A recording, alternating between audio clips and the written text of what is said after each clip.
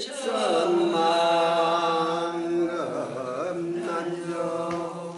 아금궁년 벽수지 은혜열의 진실 나무 법륜하여 나무 법륜하여 나무 법륜하여 나무 법륜하여 나무 법륜하여 나무 법륜하여 나무 법륜하여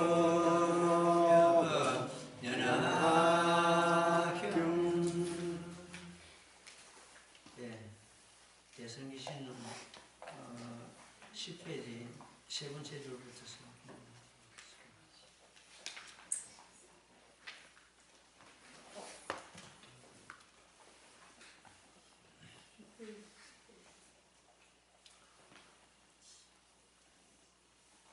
진여이나 실상의 입장에서는 일체법이 원래부터 언설이나 모양을 여의었으며 이름과 글자의 상을 여의었으며 마음이 일어나는 모양도 여의어서 필경평등하여 변하고 달라짐이 없으며 파괴할 수 없다. 이를 이름하여 진여라 하고 실상이라 한다. 진여이든 실상이든 곧 이것이 우리들 마음입니다. 마음이 현재 이 글에서 지금 드러낸 것처럼 또 마찬가지입니다. 마음이 분명히 있긴 있는데 어떤 모양도 없고 어떤 언설이나 어떤 이름과 이런 걸 다 떠나 있는 그런 상태입니다. 그러면서도 거기서 마음법이 일어나고 마음법이 장엄대가 있고 우리 마음 가운데 이 마음법이 장엄되어 있는 것 다 열애장이라고 내가 지난 시간에 말씀을 드렸습니다. 우리 마음을 떠나서는 한 법도 없습니다. 그래서 진리를 깨달았다, 법을 깨달았다 하는 그런 경우는 결과적으로 우리들 자신의 마음을 실체를, 실상을 깨달았다. 이런 의미로서 받아들여야 됩니다.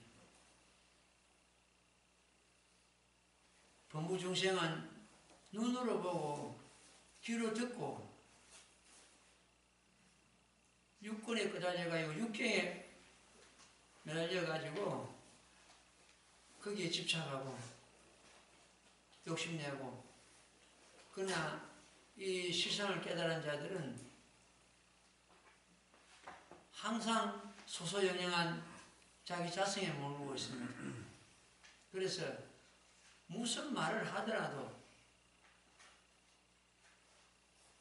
이 선지식들은 실상을 정도했기 때문에 정치하는 말이나 장사하는 말이나 세속사를 하는 말이나 이런 말을 해도 전부 정법에 순응합니다.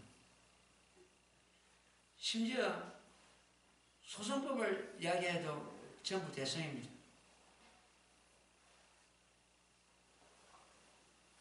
세상 살아가는 이야기를 해도 전부 정법에 순응하는데 작은 법이라도 전부 대성법의 입장에서 말을 하기 때문에 전부 대성입니다. 중생들 입장에서 보는 것 같으면 대소건실 현밀교가 각각 있습니다만도 부처님 입장에서 보는 것 같으면 전부 대성입니다. 어떤 법을 설하셔도 유일불성법인 이 모범연화경으로 저 중생을 인도해야지 하는 그 근본이 깔려있기 때문에 그렇습니다. 여기서 대성기신론에서는 자기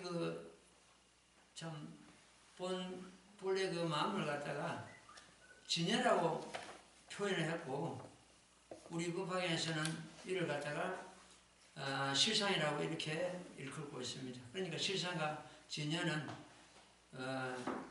말이 달라도 뜻은 같은 뜻을 함장하고 있다. 자기 그 자신을 갖다가 두고 하시는 말씀이다. 이렇게 이해를 하고 넘어가겠습니다. 진여나 실상은 일체의 도단이요 심행체머리라. 말로서 표현이 안 되기 때문에 말길이 끊어진 자리요 마음으로서 헤아려서 갈 길이 아니기 때문에 마음에 행하는 바가 전부 멸한 자리다.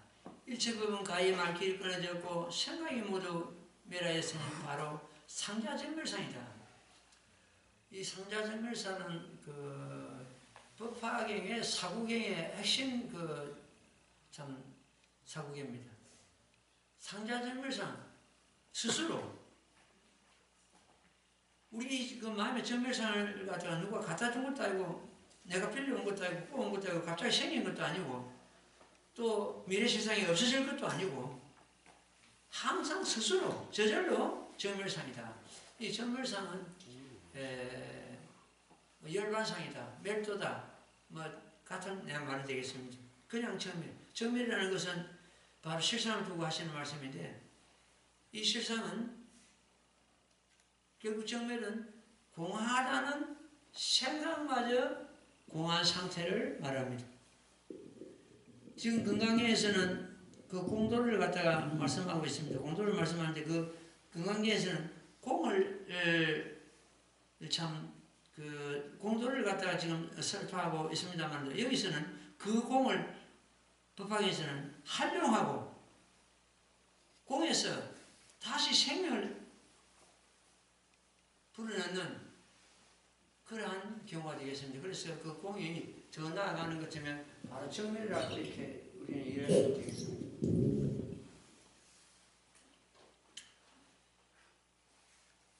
상자정멸상, 이게 이제 법학에 있는 사구계인데, 중요한 사구계인데, 이 상자정멸상이 바로 저절로 과거생부터서 현재 또 미래까지 변함이 없이 그냥 그대로 정멸상이다. 이것이 우리의 실체고 모든 법의 실체입니다.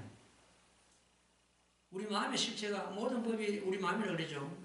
그래가지고 우리 마음이나 모든 법이나 같은 뜻이 되겠는데 있다는 세상에 있다는 온갖 모든 것이 그냥 그대로 정멸상이다. 그 본체는 이렇게 이해를 하면 되겠습니다. 이것이 제법 실상의 도리입니다. 항상 스스로 열반상이니라 이런 까닭으로 진여라 이름하고 실상이라 이름한다. 이것을 정멸상이다. 말은 진여다 실상이다 다르지만은 뜻은 우리의 자성을 상자정멸상 이 자성을 두고 하시는 말씀입니다. 이렇게 이해를 해야 됩니다. 진여는 비염 비정 물든 것도 아니고 청량한 것도 아니고 비선 비악 착한 것도 아니고 악한 것도 아니고 이걸 갖다 중도라 그러죠. 중도실상 중도라 하고 실상이라 이름한다. 이거 중도실상이에요. 그러니까 중도는 어디를 한쪽으로 기울어진 것도 아니고 이것과 저것과 중간도 아니고 이것과 저것을 모두 포용하는 그러한 경우가 되겠습니다. 여기서는 깨끗한 것도 아니고 물든 것도 아니고 선도 아니고 악도 아니고 큰 것도 아니고 적은 것도 아니고 빨간 것도 아니고 노란 것도 아니고 가지가지 색깔도 아니고 이것이 중도 전부 실상의 도리인데 중도 실상은 모든 걸 다 포용하되 거기에 끄달리지 않는 걸 갖다가 중도라고 이것과 저것 우리는 중도를 갖다가 어떤 그 중간이라고 이해하면 좀 큰일 납니다. 중간이 아니고 모든 것 선악을 다 포용하되 거기에 집착하지 않는 것을 갖다가 중도라고 합니다. 무상불상 상이 없기에 어떤 모양따리 없기에 불상이고 상이 아니고 불상이기에 상이 아니기에 상이 없다. 이름하여 명의실상 실상이라 한다. 이 무량행의 아주 제일 핵심 도리입니다. 행상이 없으면 행상이 아니니 행상이 아니기에 행상이 없으므로 실상이라 이름한다.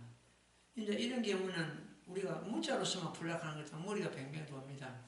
문자로서 풀락하지 말고 자기가 이걸 제목공창하든지 경전을 똑경해가지고 이걸 갖다 정득을 해야 됩니다. 그게 제일 중요합니다. 다시 한번 봐요. 이게 문항에서 지금 우리 법화경 개경 문항에서 그 핵심 도리입니다. 상이 없다. 우리 마음에 지금 상이 없잖아요. 상이 있는데 우리 마음에 상이 없잖아요. 상이 없기에 상이 아니다. 상이 아니기에 상이 없다. 이렇게 뒤집어 놔봤단 말이에요. 그러니까 이제 그것도 이걸 갖다 무슨 마음을 해라가 잡으려고 하는 것도 막 뱅뱅 돈단 말이에요. 이름하여 시상이란다. 그러니까 시상은 어떤 상을, 모든 상을 다 떠난 것이다. 상을 여인 것이다. 이렇게 보면 모양따를 여인 것이다. 그것이 곧 우리 마음이라는 거죠. 여기서 지금 시상이라는 것이 바로 우리 마음을 두고 하는 거예요. 이 한법이 생각으로부터 일어나는데 이것이 전부 우리 마음이다. 이 한법이라는 것이 전부 우리 마음이다. 이 문학의 어떤 하나의 핵심들이죠. 이쪽 11페이지 넘어오면 망념에 의하여 모든 상이 일어나는 것이다. 망념은 우리 번뇌망상이죠. 어떤 선지식이 제자를 보고 그럽니다. 너 아상에 집착되고 망념이 들거는 그 지금 상태를 가지고 나를 헤아리라 그러지 마라. 네가 그런 마음으로서 한량없는 세월을 갖다 나를 헤아려 나를 갖다 알 길이 없을 것이다. 그 스승은 이미 시상을 전도해가지고 소요연영한 자기 마음을 꿰뚫어 보고 있는데 그 제자는 거기 못 따르고 자꾸 마음을 가지고 그 스승을 저울질하고 헤아리려고 하니까 스승이 답답해가지고 이제 하는 그런 말이죠. 내가 그런 망상을 가지고 그런 아상을 가지고 나를 헤아린다는 것은 그거는 무한한 세월이 가도 결국 나를 알지 못할 것이다. 이렇게 참 표현하는 그런 대목이 있습니다. 망념에 의하여 모든 상이 일어나는 것이다. 마음은 본래부터서 소소영영하다. 이 본래 소소영영하다는 것이 바로 이제 우리의 본래 본 자성을 두고 하시는 말씀입니다. 예. 소소영영하다 한 본각 성덕을 갖추고 있다. 이 성품의 덕을 본래가 어떤 분이 전화 와서 이 대목을 가지고 전화 왔는데 열애순환품에 보는 것 같으면은 열애순환품에 보는 것 같으면은 백천만을 아설지급 전에 이미 성불하신 본불이라고 선언을 하셨는데 제발하다 품에 보는 것 같으면은 어떤 선인을 따라가지고 그 임금이 그 나라 임금이 어떤 선인을 따라가지고 임금자리를 내놓고 선인을 따라가서 물도 깃고 뗄나무도 하고 밥도 짓고 가위도 따오고 이래가지고 온갖 심부름을 하고 신용 들면서 부지런히 참 이 모범연을 수행했다는데 그 도리는 어떤 것입니까? 이렇게 묻는 질문이었습니다. 그렇게 묻는 질문도 그만큼 먼저 공부를 했기 때문에 의심이 생기니까 묻겠죠. 참 좋은 질문이다. 누구나 그렇게 의심할 수가 있다. 이 백천만 아성직업 전에 성불을 하셨다고 선언을 하셨는데 제바달다 품에서는 왜 그 선인을 따라가서 물도 끼고 뗄나무 되냐. 그럼 그 성불하기 백천만 아성직업 전에 성불을 하기 전의 일인가? 그 이후의 일인가? 묻는 골자가 그 의심이 그것이었습니다. 누구나 의심할 수 있죠. 부처님께서는 이미 백천만을 아성직업 전에 성불을 하시고 가지가지 몸을 놔두셔가지고 중생을 제도합니다. 그걸 갖다가 이렇게 표현합니다. 이미 백천만을 아성직업 전에 성불을 하시고서 연등굴 처소에서는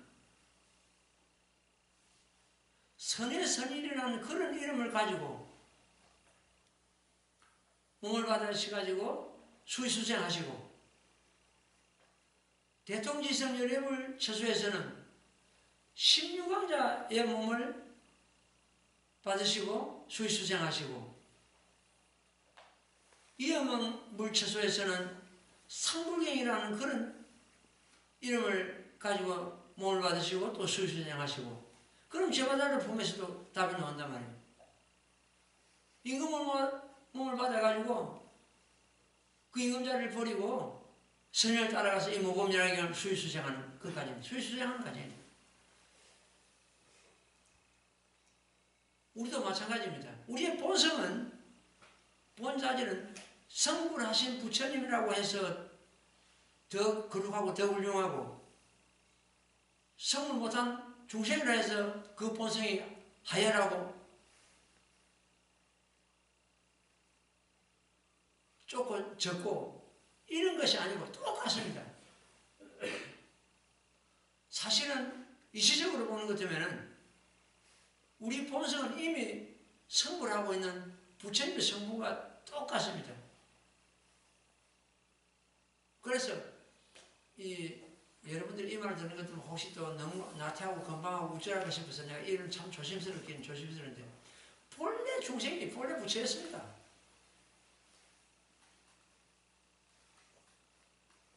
본래 부처였는데, 본래 부처는 어디다 잡혀먹고 팔아먹고 중생이 탈을 쓰고 넣어가지고 자기가 본래 부처님도 모르고 중생 노릇만 하고 있다. 이것이 답답해가지고 내가 책을 한 10년 전에 쓴 게 그 제목이 뭡니까? 부처가 중생의 탈을 쓰고 있잖아요. 여기서 지금 밝히는 소소영영한 똥과 성들을 어디다 잡혀먹고 팔아먹어버리고 그걸 망각하고 지금 중생 노릇만 하고 있다는 그런 이야기예요.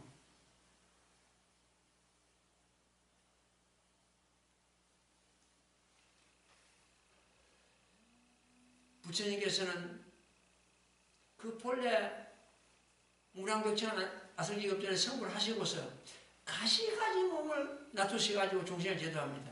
그럼 부처님 몸만 놔두시느냐? 안 그렇습니다. 우리가 똑같은 중생의 몸을 놔두시기도 하고 부처님 몸을 놔두시기도 하고 큰 보살의 몸을 놔두시기도 하고 가시가지 몸을 놔두셔가지고 그 중생을 제도하신단 말이에요. 우리도 마찬가지입니다. 우리가 지금 언제 성불을 하느냐 그게 문제가 아니고 이 법화 행자는 성불을 했든 못 했든 간에 중생 제조하기 위해서 가지가지 몸을 앞으로 나오게 되어 있습니다. 놔두가지고 몸을 받아가지고 중생 제조하게 되어 있습니다. 그래가지고 언젠가 되는 것도 사실적인 성불인데 그걸 사정성불이라고 해요. 사정성불, 부처님 같은 32상 80종을 갖추고 금빛 나는 몸을 놔두시고 온갖 신통력을 갖추고 이래가지고 중생 앞에서 성불하는 과정도 보이기도 하고 그렇습니다. 그러면서도 또 이 몸을 버리고 나는 것 때문에 그 금빛 나는 부처님 몸을 버리고 나는 것 때문에 또 중생과 똑같은 몸을 또 놔두시기도 하고 이렇게 볼 때 서가모니 부처님께서도 우리 옆에 우리와 같은 모습을 가지고 수없이 다녀갔다.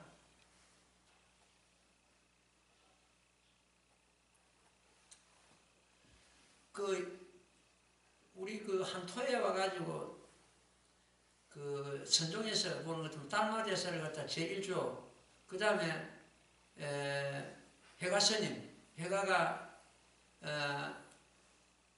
2조, 그 다음에 성찬스님이 3조인데 그 성찬스님 저기 보는 것 같으면 그 말씀집에 보는 것 같으면 이런 게 있어요. 내가 본래 열애했다. 본래 부처였는데 내가 너희들 갖다 제도하기 위해서 이 몸을 받고 그 성찬스님은 나병 환자였습니다. 아주 나병 환자가 아주 심한 나병 환자였는데 그 몸을 가지고 고통을 받고 이러면서도 그 중생 제도하기 위해서 그 해가 스님 밑에서 이제 참 인정을 받고 도를 닦고 이래가지고 제3조 그 참 선사가 되는데 자기가 그 선을 하더라고요. 나는 본래 열애였는데 이 한토에 내가 몸을 3번 지금 놔둘 거다. 이미 지금 현재 이 몸이 이미 과거 생에 내 몸을 놔둬가지고 중생을 제대하고 지금 앞으로 지금 현재 이 몸을 받았고 앞으로 또 몸을 갖다 받는데 그 한토의 몸을 받아가 내가 이 성품을 갖다가 이 부법을 갖다 넓힐 거라는 그런 연언하는 그런 대목을 내가 봤습니다. 우리의 본성은 그 어떤 성자스님 그런 경우가 아니라 우리 본성은 본래 부처였습니다. 부처님과 다름이 없습니다. 그러면서도 우리가 수행이 없었기 때문에 드러내지를 못한 거예요. 그래서 우리가 사실은 성불을 한다고 하는 것 같으면 중생이 변질돼가지고 변해가지고 성불하는 것이 아니고 자기가 본래 부처를 이루고 있는 자기 자성을 갖다 풍선을 갖다 드러내는 작업입니다. 그러니까 회복이라죠. 불성 회복이라는 거죠. 갑자기 어디 생겨났거나 그것이 자라났거나 어디 밖에서 들어왔거나 이것이 아니고 그럼 그걸 회복이라고 할 수 없지 않습니까? 우리가 본래 갖추고 있는 걸 갖다 회복한다. 그 불성을. 본래 부처를 이루고 있는 그 우리 불성을 갖다 회복한다. 그 회복하는 과정에 나온 모범이라고 이러는 겁니다.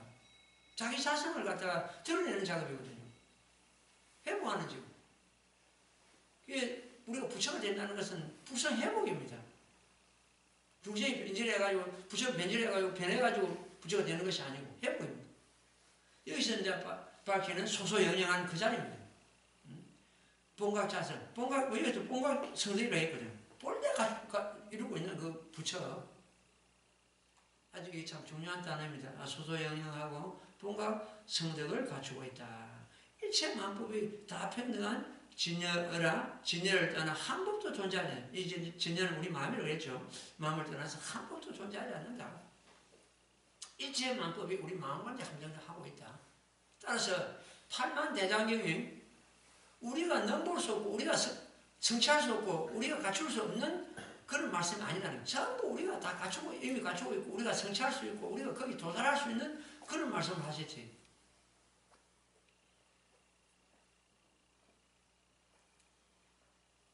일체만법이 실상으로 드는 문이다. 팔만대장경이 법화경으로 드는 문이라는 뜻입니다. 실상이 바로 법화경이기 때문에. 팔만대장경이 법화경이 드는 하나의 계단과 같다 이렇게 보면 됩니다. 만약 팔만대장경 중에서 법화경이 없다면은 법화경이 진리가 없다면 하늘에 태양이 없는 것 같고 나라에 임금이 없는 것 같고 가정에 부모가 없는 것 같고 사람에게 혼이 없는 것 같다. 이 법화경은 제물 출세 보내서라 그러죠. 모든 부처님께서 세상에 나오시는 하나의 근본이다. 모범연왕의 설하시가 일체 중생을 불도로 인도하시고자 이 세상에 출현하는 것이 부처님 이 세상에 나오는 하나의 그것을 근본이라고 출세 보내서라 그럽니다. 일체 만법이 실상으로 드는 문이나 제법이 실상문기다. 실상으로 드는 문이다. 기하는 문이다. 모든 법이 실상으로 돌아가니 구경열반 종기여공 끝내 공으로 돌아간다. 모든 법이 그 근본 진실한 상은 실상이고 모든 법이 실상으로 돌아간다. 구경열반 끝내 구경열반자리다. 그 열반자리가 바로 이제 아까 상자전멸상 말씀드렸죠. 거기가 열반자리다. 종기가 끝내 마침내 공으로 돌아간다. 잘났거나 못났거나 배웠거나 못 배웠거나 누구나가 끝내 공으로 돌아갑니다. 성인도 천민도 범부도 끝내 공으로 돌아간다. 공으로 돌아가가지고 또 연이 닿는 것 같으면은 연애에서 또 가지가지 몸을 받게 되고 이 시장을 깨달은 자는 몸을 받아도 윤의 몸은 안 받습니다. 자기가 원의해서 다시 뜻대로 몸을 받아가지고 나오지. 어떤 몸을 가지고도 중생 제도하러 나오게 되어 있습니다. 부처님께서도 성수 80에 열반의 모습을 보였습니다만도 열방에서는 누가 나를 갖다 열반을 들었다 하는 것 같으면 마약은 속이다. 나의 제자가 아니다. 했습니다. 부처님께서 열반에 머물고 계시지 않습니다. 항상 중생 제도하기 위해서 끝없이 가지가지 몸을 가지가지 이름으로 가지가지 온갖 곳에 몸을 놔두시고 계십니다. 끝이 없는 중생 제도가 끝이 없습니다.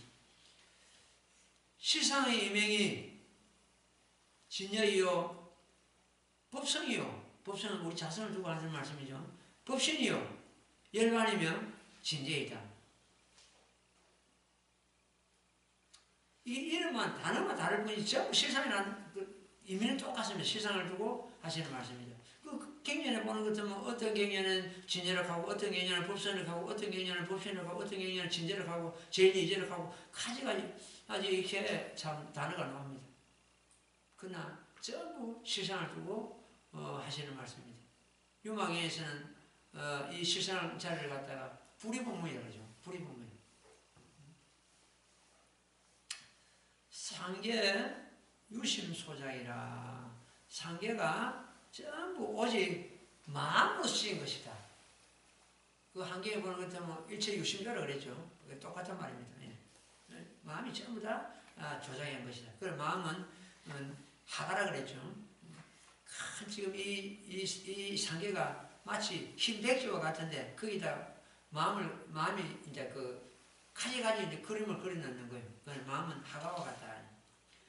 상계가 오직 마음을 지은 바이니 일체법이 거울 속에 상과 같아서 가히 얻을 수 없으면 오직 마음이 없으면 오직 마음이 험함이니. 심생적 종종 법생이요 심생적 신멸적 종종 변멸이라. 마음이 일어나니 가지가지 법이 일어나고 마음이 일어나니 가지가지 법이 멸한다. 전부 이 법이라는 것이 마음의 작용이다. 이렇게 되겠죠. 그래서 상계가 오직 마음의 소작이다.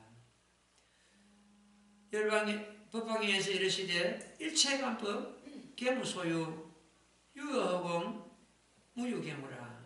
일체법을 가나되 모두 있는 바가 없고 마치 허공과 같아서 계무함이 있을 수 없습니다. 우리 본자성이 우리 법신이 이 허공신이 그래. 허공신 우리 법신불이 제목 봉창하면서 이를 가내야 됩니다. 내 몸이 이 우주에 꽉 차 있는 하나의 법신입니다. 우리 자성이. 바로 이 법신도 실상이요. 열반도 실상이요. 법성도 실상이요. 정밀한 자리를 두고 하시는 말씀입니다. 여기서 가지가지 법이 일어나고 마음이 일어나니까 가지가지 법이 일어나고 마음이 일어나니까 가지가지 일어나는 그런 이제 작용이 이제 벌어진 것입니다. 여기서 일체법이라는 곧 우리들의 마음이다. 이거 꼭 잡아야 됩니다. 일체법이 곧 우리 마음입니다. 우리 마음을 떠나서 한 법도 없다. 이렇게 잡아야 됩니다. 잔잔한 것입니다.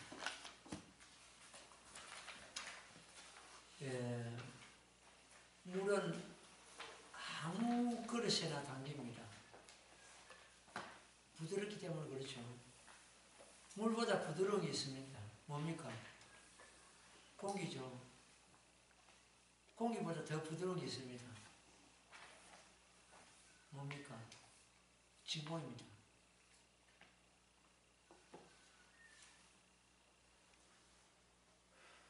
어떤 환경에도 적응을 잘하는 사람은 지혜 있는 사람입니다. 지혜 있는 사람은 어떤 환경에 갖다 놔도 적응을 잘합니다. 그러나 못난 사람은 자기 그릇에 맞지 않는 것 같으면 적응이 안 됩니다.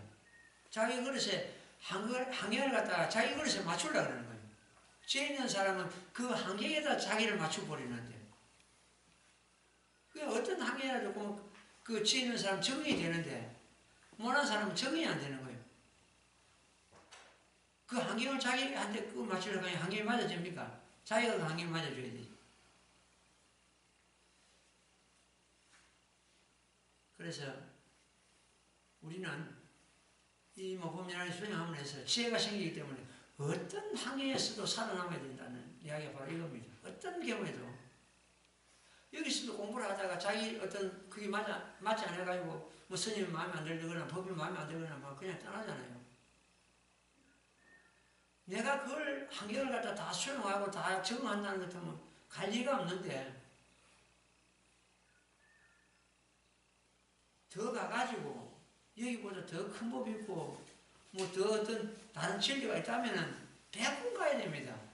가야 됩니다. 큰 법을 찾아가야지요. 그러나 어떻게 합니까? 더 없습니다. 나보다도 더 훌륭하고 더 좋은 선지식을 얼마나 있겠습니다만 그러나 법은 여기서 공부하는 이상 더 큰 법이 있을 수가 없습니다. 우리는 이 법화경이라는 이 진리에 나를 갖다 그냥 집어넣어가지고 하나가 되어야 됩니다. 법화경과 제목 공창할 때 제목과 내가 하나가 되어야 되거든. 일체법이 내 마음이라고 할 때 이 모법도 결과적으로 내 마음을 떠날 수 있는 것은 아니거든요.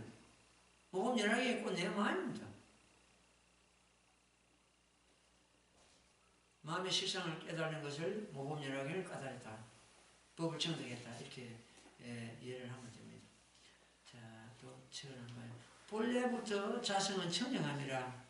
이 자성은 어디 물들거나 깨지거나 파괴하거나 변하거나 이것이 아닙니다. 연꽃이 흙탕물 속에 피도 흙탕물에 물들지 않은 것과 같이 그래서 연꽃이 이 모범 연락에 비유된 거 아닙니까? 우리 자성은 어디에 물들거나 파괴되거나 그런 게 아니라는 거죠. 이걸 더 처형상정이라는 거예요. 아무리 번뇌망상 중생 속에 있어도 그 자성은 물들지 않다. 청량하다. 처형상정.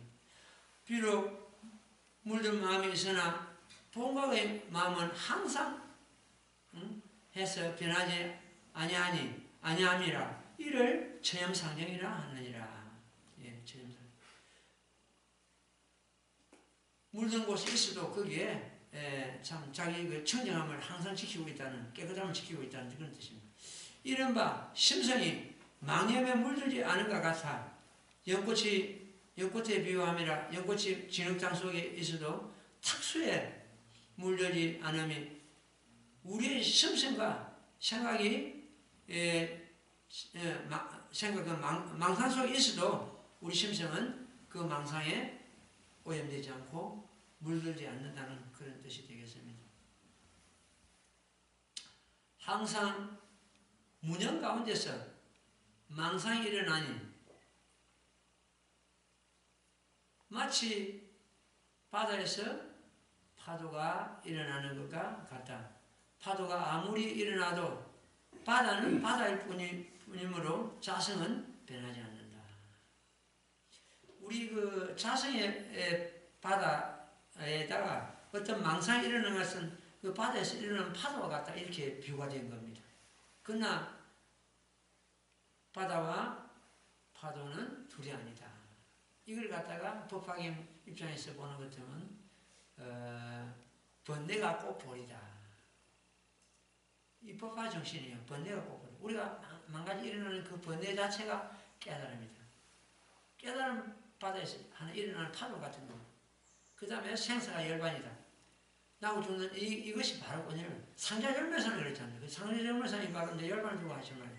이미 열반 사득을 이미 갖추고 있다고 내가 지난번에 설명을 드리고 강의를 했습니다.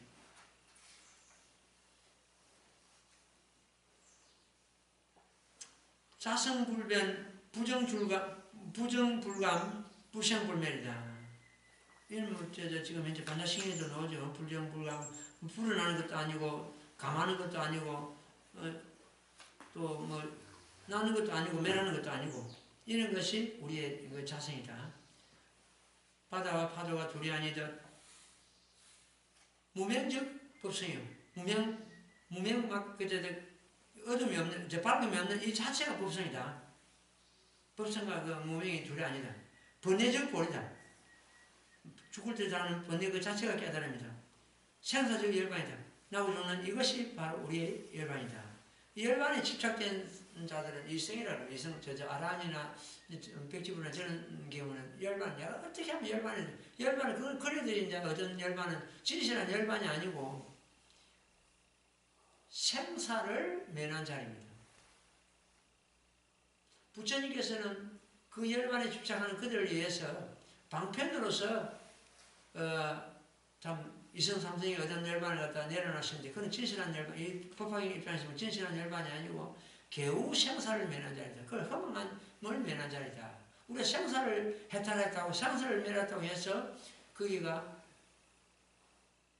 부처님과 같은 그런 자리냐? 그렇지 않습니다. 그 이성삼성, 아란이나 백지불이 얻은 자리는 생사는 그네들은 이미 뛰어넘었습니다. 생사는 해설했지만은 그러나 부처님이 얻으신 진정한 열반은 아니다. 생사를 멸한 그네들은 이성삼성은 몸을 안 받습니다. 우리처럼 몸을 안 받으면 영원히 성불 못합니다. 그래서 이성삼성을 갖다가 한경에서는 뽀끈종자라고 그랬습니다. 뽀끈종자. 저 고산에서는 연꽃이 필 수가 없듯이 성문정각은 성불 못한다. 차라리 저 지옥중생은 성불해도 성문정각은 성불 못한다고 이렇게 잘라놨습니다. 그래서 표종이라고 해요. 표종. 이미 뽀끈종자가 왔다. 그러나 그 뽀끈종자가 이 법화경을 두롱으로 해서 뽀끈종자에 싹이 나는 것이다. 표종이 전부 싹이 난다. 이래가지고 이성삼불, 삼성 작부를 갖다가 성문정각 작부를 갖다가 여기서는 허용을 했습니다. 제일 먼저 성불 수기를 받는 분이 사르분 아닙니까? 사르분이 성문제에 있었거든요. 그래서 성문들이 이 모범연화경에 들어옴으로 해서 전부 보살지에 올라가게 되어 있습니다. 그네들이 이 법을 만나기 전에는 어떻게 생각하거든? 우리들도 부처님과 같은 저런 열반을 얻을 거니, 생사를 이미 다 멸하고 열반을 얻을 거니, 저 닦을 법이 없다. 이래가지고 나타하고 우쭐하고 부처님과 같은 이치에 같다고 자기들이 자각하고 있었습니다. 부처님께서 이 법을 딱 설하시니까 자기들이 머문 지위는 개우 생사를 면하고 허망하는 자리를 면한 자리다. 이걸 깨닫게 되는 거. 그래가 뉘우치고 자기들이 막 부처님 전에서 그 자기 뜻을 밝히고 하는 그런 대목이 쭉 나오는데, 그래서 이성들이 성문정각이 얻은 그러한 열반은 개우 생사를 면할 뿐이지 진정한 부처님이 얻은 열반과는 다르다. 이렇게 우리는 보면 되겠습니다. 번뇌 갖고 보리여 생사가 열반이며 이러한 도리 갖고 법하기 뜻이다. 미혹불이다. 미혹한가? 깨달음이 불이다. 미혹함도 내 마음에서 일어난 거고 깨달음도 내 마음에서 일어나기 때문에 그건 불이다. 둘이 아니다. 바다와 파도가 해파적 불이다. 바다와 파도가 둘이 아니다. 진여의 본체는 불생불멸이요 부정불감이므로 부처님이라 해서 더하지 않고 범부라 해서 덜하지 아니하니 절대 무한평등이다. 이 법성의 자리, 실상의 자리, 진여의 자리는 절대 무한의 평등이다. 어떤 차별이 없다. 다보 부처님께서 이 법화경을 설하는 곳이 있으면 그 탑이 솟아나가지고 정명한다고 되어 있습니다. 그래서 정명 부처님이라고 그러죠. 다보 부처님은. 정명 부처님은 하는데 이 사바세에서 부처님께서 이 모범연화를 설하실 때 다보 부처님께서 땅에서 솟아나셔가지고 참착 거룩하고 거룩하십니다. 석가모니 부처님께서 설하시는 법은 전부 진실입니다. 그러면서 평등대해, 그것이 나와요. 평등대해 교보살법 부소오연법이다 이랬습니다. 그 평등대해가 바로 여기서 절대 무한평등을 두고 하는 그게 진여의 자리고 실상의 자리고 우리 법성의 자리고 우리 자성의 자리를 두고 하시는 말씀입니다. 거기는 차별이 없기 때문에 잘했거나 못했거나 가졌거나 못 가졌거나 배웠거나 못 배웠거나 평등대해가 아닐 수가 없습니다. 평등대해 보살을 가르치는 겁니다. 교보살법. 보살을 가르쳐가지고 성불하는 법이라는 뜻이죠. 보살을 가르치고 성불하는 법이기 때문에 부처님께서 이 땅에 놓으신 근본이 이 모범연화경입니다. 그것이 교보살법. 그 다음에 불소고요. 부처님께서 항상 깊이 간직하시는 법이다. 본영하시는 법이다. 깊이 간직하시는 법이다.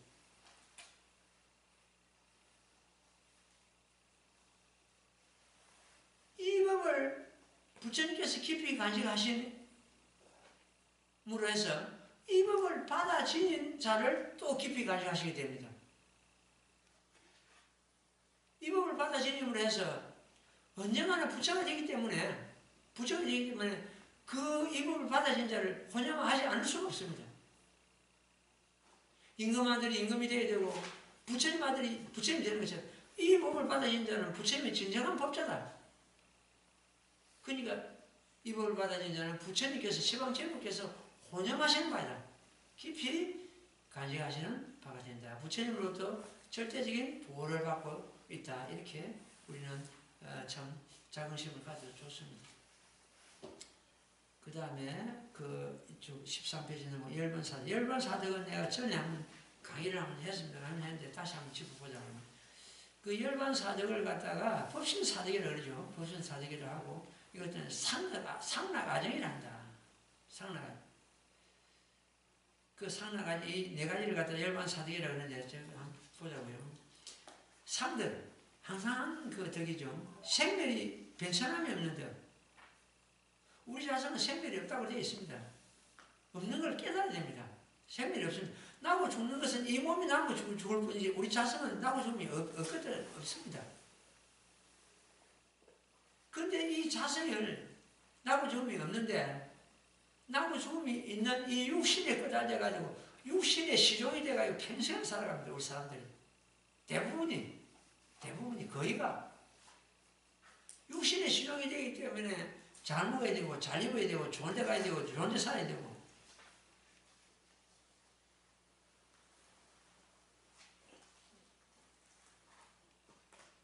그 전도몽사는 전도몽사 바뀌었잖아요. 이 주인공은 자기 자신이 있는데 자기 마음이 있는데 이 주인공이 이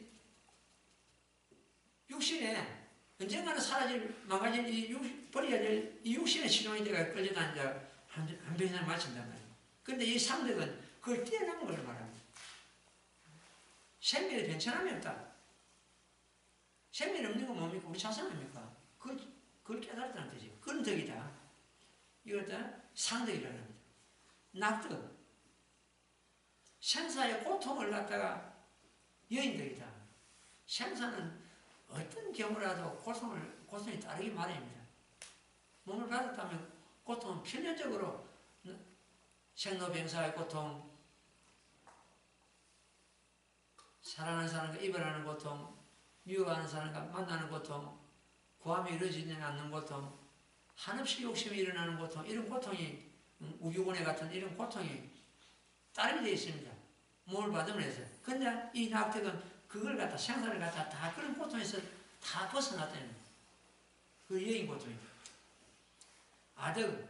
이 아덕은 내가 김아무개, 박아무개 하는 이 작은 자기 소화에 집착하는 것이 아니고 자기 진화를 갖다가 참 깨달은 덕이다. 이 진화는 어떻게 합니까? 우주 허공과 허공심입니다. 우리 법신은 허공과 같아요. 허공에 가득 찹니다. 삼라만상 벌어져 있는 이 온갖 이 자체가 바로 법신입니다. 법신의 모습이죠. 그걸 갖다가 자기 소화에 매달리, 작은 소화에, 김아무개, 박아무개 하는 그 자기 소화에 매달리지 않고 이 우주신을 갖다 까다로우면서 얻은 덕이 바로 아덕입니다. 상락 아덕. 그 다음에 정덕. 정덕은 이 깨끗할 정자잖아요. 번뇌의 두려움을 여의고 10년 청정함을 얻은 덕이다. 깊고 참 깊은 그러한 자기 자성의 그 청정함은 어디 물들거나 그런 것이 아니고 그 자성의 덕이다. 이를 갖다 이제 열반사덕이라고 하기도 하고 법신사덕이라고 그러죠. 상락아정을 갖다가. 이 상락아정이 깨달았든지 못 깨달았든지 간에 우리 가운데 이미 구족되고 있습니다. 이게 바로 이제 아까 말씀드린 대로 법화경 사국의 상자정물사입니다. 상자정물사는 이미 이 열반사들을 갖추고 있습니다. 그런데 이 열반사들을 갖추고 있는데 깨닫지 못하고 육신의 시종이 되가 끄달려 다니니까 범부죠. 이 열반사들을 전혀 우리는 지금 자기한테 갖추고 있건만은 활용을 못하고 있다. 응용 못하고 있다. 열반사덕을 법화경 입장에서 뜻을 새겨보면은 법화경에서 이제 이 열반사덕은 그 법화경 자학에서 내가 대조를 해가지고 풀어놨습니다. 보자고요. 열반사덕을 법화경 입장에서 뜻을 새겨보면 적법종본래 상자정멸상 이게 그 법화경 사국의 핵심 사국입니다. 모든 법이 본래부터 항상 스스로 열반의 모습이다. 열반의 모습은 우리 자성이 그렇다는 겁니다. 우리 자성이 열반의 모습이다. 열반의 모습 이미 갖추고 있다. 따라서 열반 사대를 이미 갖추고 있다. 이 우리 자성 가운데는. 세상에 있다는 온갖 것은 본래부터 항상 스스로 열반상이라 경전의 말씀이다. 진여의 성품이 곧 열반이니 정멸상이다. 왜 정멸상을 우리는 이미 갖추고 있다. 다시 열반사등을 법화경 수랑군 자하에서 살펴보면 상이란 항상할 상이란 항상함이니 이실불멸도 나는 멸도하지 않는다. 분명히 부처님께서는 우리 육안으로 볼 때는 열반의 모습을 성수 80의 열반의 모습을 보이고만 우리 자에게서는 나는 열반을 들지 않는다고 선언하시지 않습니까? 이실불멸도 나는 열반을 들지 않는다. 상주차설면 항상 여기 있으면서 법을 설하고 있다. 항상 여기 몰면서 그 항상 여기 어딘가